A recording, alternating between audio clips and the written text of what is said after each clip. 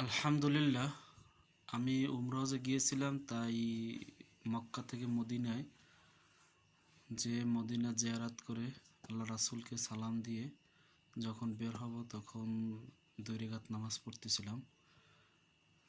তো এইখানে তো ভিডিওটা সবাই দেখতেছেন। আমি আল্লাহর কাছে ফরিয়াদ করি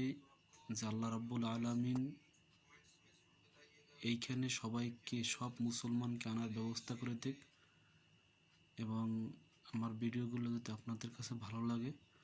তো দয়া করে সবাই সাবস্ক্রাইব করেন, শেয়ার করেন এবং অন্যকে দেখার সুযোগ করে